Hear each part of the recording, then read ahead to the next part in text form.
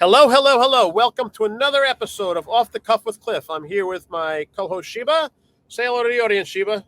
Hi, everyone. And just to remind you, we're live today. So those of you, I see we got 13 people on. Let's see if we can get that up. Our best number so far, I think, is 76, Sheba. What do you think we're going to do? Let's try and hit 100 today. We're going to try and hit 100. So please share with your friends that you're online with us today. We have a very, very unique topic today. So those of you that haven't been on the show before, you see, off the cuff means that we're going to change subjects probably as we're talking. Anytime we're going to change subjects, we're going to give you a warning by saying we're going off the cuff. So Sheba had asked me a question. I was out in California at my father-in-law's 88th birthday, and she asked me how it was. And we started talking about time, and as we get older, the way we look at time. So Sheba, give us a little background. I was just thinking about, how do we all value time? Time has a finite value. Okay. And we're up to 21 viewers already. Thank you very much. If you got any questions or comments, please send them and we'll read them to the audience. So when you say value of time, what do you mean by that, Sheba? In this day and age, time is either going to be valued as money, okay, or as self-care. Okay. But you ever hear of you can't buy time? Oh, but you can.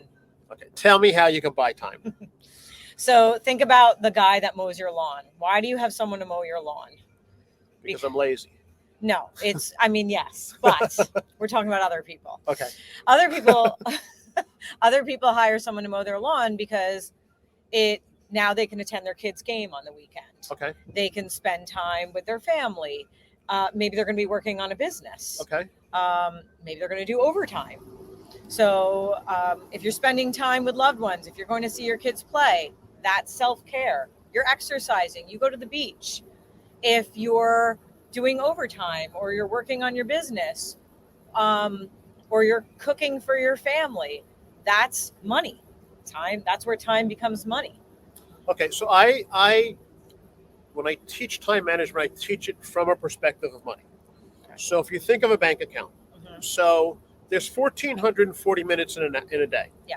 So if every day your bank account had 1,440 minutes, and every day at the end you have zero, you have to spend that time wisely, right? If you correlate it with money. Right. But the difference between money and time is time, once it's gone, it's gone. It doesn't come back. Correct. If I have $1,404 in the bank account and I don't spend 1,440 that day, if I spend 1,400, I got 40 to start the next day.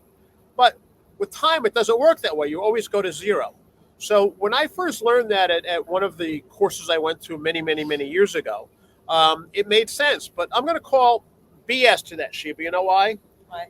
Because I look at it more as $84,900 because there's 84,900 seconds in a day. Okay. So that's again, a bigger bank. Yep. Bigger bank. So you want to make sure, I believe, that you spend that time as wisely as you can. Now, you're saying, or you're suggesting, that I invest in how I'm spending that time or getting more time to do the things that I want to do, right? Mm-hmm. Would you agree with me that a lot of times people just waste time? Oh, for sure. I'm going to give you an example, a personal one. We're going to go off the cuff? I'm going to go off the cuff. Let's do it. So I recently hired a private chef. Oh, you hot shot. It sounds extravagant. It right. is not. My grocery bills are actually pretty much the same as they were when I was buying junk. And the reason I did that is because now my family and I are getting healthy meals. I'm not spending my evenings or weekends cooking. Okay. And I'm not running to the store. So what do I do with that time? I don't know, Sheba. What do you do with that time? Well, I spend a lot of time running the business. Okay. I spend a lot of that time with my kids. Okay. On the weekends, particularly, I spend that time with my family. I do brunch with my parents every Sunday, whereas normally I would be stuck in a supermarket. I was at my kids' game on Sunday and then went to go have brunch with my parents. I wasn't at ShopRite. Wow. Okay. So are you saying that you're investing your time more wisely? I'm absolutely investing my time, and I actually don't agree that the tank doesn't get carried over.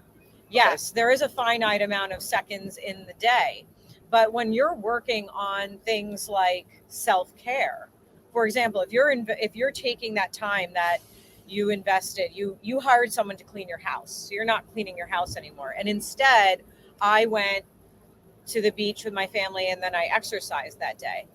that has a long-term effect. Okay. So, I think that there's long-term benefits that spill over. Okay. Now, if you're talking in the terms of time being money, yes, those seconds are gone in the day and they're gone. Right. Do you believe that if you do what you did, like you went to your son's baseball game or softball game, or what game did you go to? His flag football game. His flag football game. I love flag football. I'm going to go off the cuff with you. Yeah. So when I was younger, I was very, very tiny. So I was always the smallest kid in town, and we played flag football. And I would take that flag and I'd wrap it 2 or 3 times so you couldn't pull the flag off, and it looked like I was a superstar in football. But Really, you were a cheater? I wasn't cheating. I was being innovative, right? Okay. So the flag was still there. It's not my fault the other kids didn't figure it out.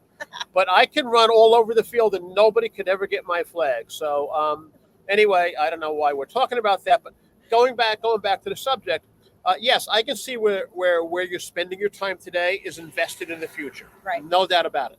But still, you only have that 84,900 seconds in a day. It is. It's finite. And you can spend that time working on something productive, or you could spend that time really squalor it away, looking at reels on Instagram or just sitting on social media. I try not to. Do you do that? I do sometimes. Tell the truth and train the devil. I do sometimes, Okay. but sometimes it's work related. So Okay. I have an excuse. All right. So those of you that are wasting your time, just call it work related. I'm only kidding, Sheba, but I get your point. Wait, we see a comment here. Frank wants to know, Cliff, if I have $84,900, can I borrow it from you? No, Frank, you can't borrow it from me. And look, Sheba, we're up to 71 viewers. Thank you for those that are viewing. Oh, that's great. Mary has a question for you, Sheba. She wants to know if your son won his game. My son did not win his game. He played well, but he did not win. But I always tell my kids, it's as long as he had a good time, that's all that matters. Mary wants to follow up and say, did you take him out to ice cream? I took him to Crumble Cookie. Crumble Cookie. Now you want to talk about, in my opinion, wasting money? Crumble Cookie. Crumble Cookie. Guess how much they get a cookie now? Oh, too much. Too much. I mean, I think it's like $6 a cookie or Wow. $5 a cookie. It's something ridiculous. Wow. So we're going to go off the cuff here. So as you know, I was in the restaurant business most of my life, but it really doesn't relate to restaurant business. It pretty much goes with anything. So do you agree with me that the more money you spend on something, the higher or greater your expectation is? In most cases, yes. In most cases. Yes. So Yes. if I spend $8 for a cookie, I expect that cookie to what? It better be one of the best damn cookies I've ever Best eaten. damn cookies ever. Yeah. But I'm going to go off the cuff. Do you know my sister makes the best cookies in the world? Does she? She makes the best cookies in the world. And you They have come yet out to of the share oven. with me. I've yet to share. Well, next time maybe I will share with you. But she makes the best cookies. And you know what? I would pay $8 for my sister's cookie, but it's not as big as a crumble. Okay. Anyway, back on subject. So you have any time-saving tips? I do. I think compartmentalizing, we don't have to live on a schedule as such, but to some degree, it's good. I think a lot of parents can agree this week.